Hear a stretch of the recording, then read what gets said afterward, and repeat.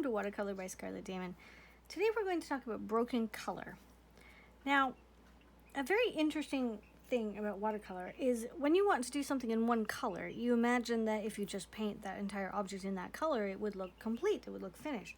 But the reality is there are so many colors inside of each color that if you want something to look realistic, breaking the color up actually will achieve that a lot easier than if you were to just do one layer.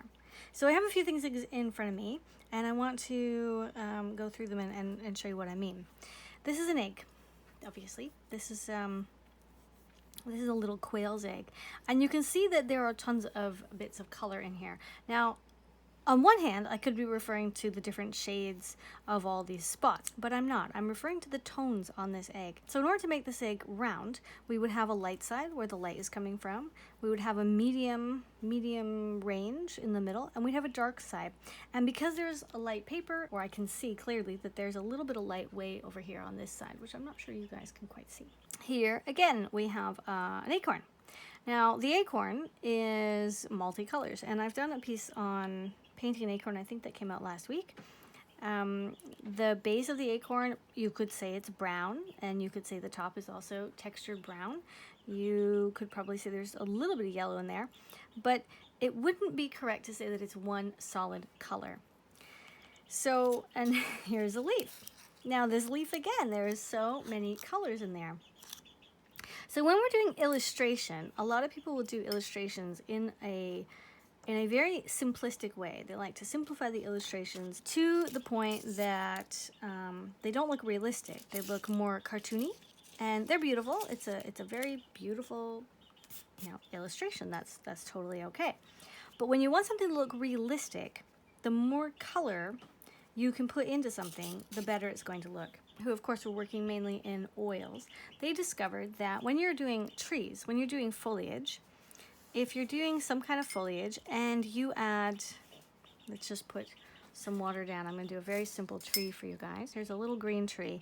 Now if we did the tree all in one shade, even if we did a monochromatic, but we had different tones in here, so some of this green's a little darker and some is a little lighter, and then we come back and let's put some brown underneath. So we've got our little trunk down here.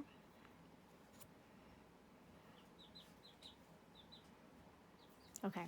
So here's tree number one. The Impressionists realized that you could paint a tree in this style, very similar. It doesn't matter which tree, if it's an oak and it's beautiful and grand, or if it's a birch and it's long and straight, or if it's a lollipop tree that they have in France.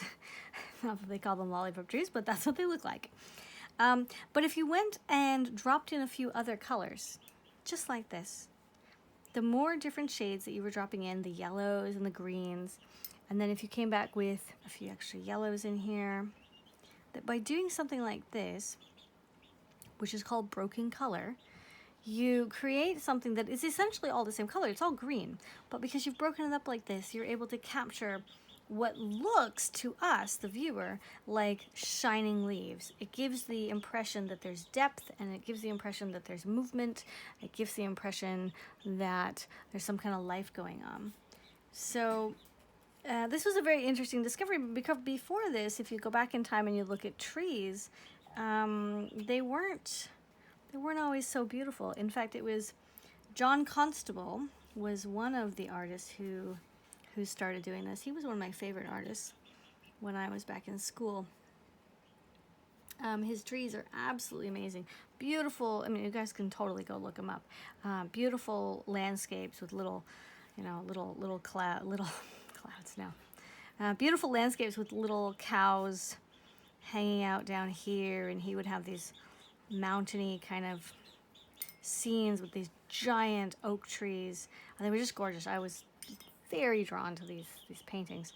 But he was one of the first artists to use broken color regularly in his work in order to capture sunlight and to make it look more realistic. So I know that this is a very, very, very simple tree. Now I think it's important to note that in nature, nothing is a solid color. When you're looking to the sky, or in this example, when you're looking to a leaf, it's never one solid color. Even this table is not one solid color. If it's a man-made object, you may end up with solid colors. So let's see, I have an iPad.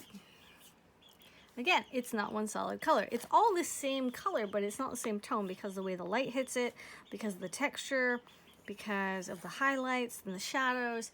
It's not one color. It becomes different. So when working, when painting, it will make a huge difference to your work if you can keep that in mind, that the more tones, the more shades, the more paint or the colors that are very similar to what you're doing, you can put into one piece, either by dabbing or perhaps by letting two colors meet and blend. It doesn't really matter how you do it, but the more you're able to put those colors together, the more realistic your work is going to look. So here, this is a piece I've been working on for a little while, and it's shown up in a few of my tutorials now. And I'm just going to dabble in a tiny little bit of dark because I want to make this line a little thinner and make it a little more realistic.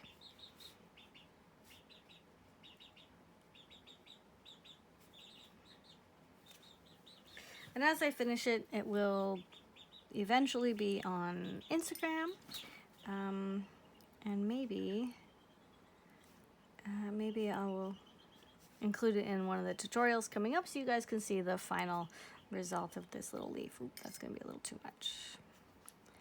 Although I do like that it's going a little dark.